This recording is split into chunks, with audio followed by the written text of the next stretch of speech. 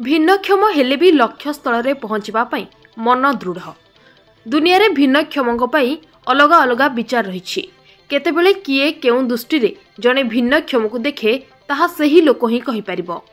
किंतु गजपति जिला रायगढ़ ब्लॉक रो जने षष्ठ श्रेणीर दिव्यांग शिशुटी समस्तक दृष्टि आकर्षण करिछि। तांको नाटी हेउछि सुरेश कुमार बड़राइत।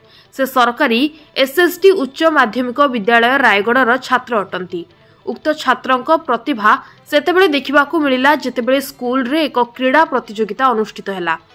प्रतियोगी चयन प्रक्रिया चलीथिबा बेले उक्त छात्रटी सेथिरे अंशग्रहण करिबा पई निजर नाम लेखाइले।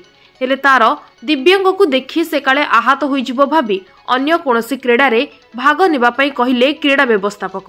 किंतु उक्त छात्र जनक साधारण वर्ग रे ही खेलिबा पई इच्छा प्रकट करथिले।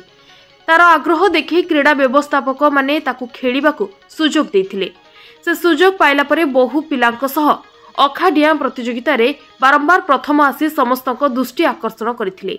जहाँकि उक्त प्रतियोगिता रे मुख्य अतिथि पिलाटीर खेल प्रति आग्रह देखि 500 टंका आर्थिक राशि पुरस्कार प्रदान करथिले।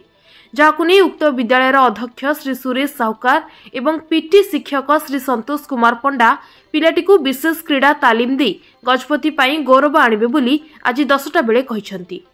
मो नाम होइछि सुरेश कुमार साहुकार। स्कूल रे मो प्रधान शिक्षक। स्कूल रे प्रथम माने षष्ठ श्रेणी द्वादश श्रेणी पर्यंत एठी छात्र छात्री माने अंतराशी रूपे पढ़ंती। आ मो विद्यालय रे ए दुईटा पिला होचंती भिन्नक्षम। जो आम आनुअल स्पोर्ट्स कलु हठात ये सुरेश बड़राइत आसिक ग्रुप छिड़ा होगा सर मुझे भाग नेबी। आम सब बिलीव कर ये कौन भाग नेब कौन तू ना मुझे भाग नेबी। किंतु आम जो देखलु जो सुजोग देलु से प्रत्येक सिलेक्शन टीम रे से फास्ट है परिशेष फाइनाल अखा दौड़ में फास्ट होगा जोटा कि समस्त माने आखिर भरी जाता फास्ट होता। ये हूँ इन्स्पिरेसन आम स्कूल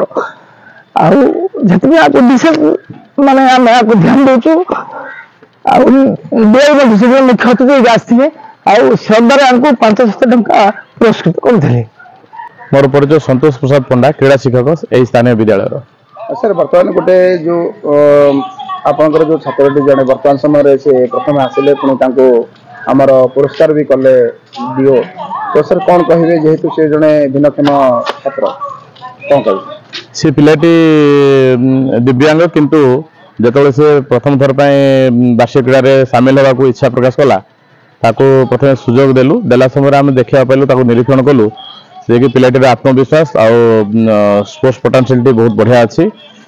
दिव्यांग हेले से पिलाटीर खेल प्रति जो आग्रह रही आम बारी पार्लु। बर्तमान मु चेष्टा करी से केमिति आमर जो विभिन्न प्रकार दिव्यांग मानक जो स्वतंत्र क्रीड़ा आयोजन होची जिला स्तर राज्य स्तर एवं जातीय स्तर में ताप प्रस्तुति स्वतंत्र व्यवस्था करी तालीम व्यवस्था करी जेमिति कि ये पिलाटी तार खेल क्षेत्र में उत्कर्ष लाभ करिवो आ भल से परफॉर्मेंस करि परिवो।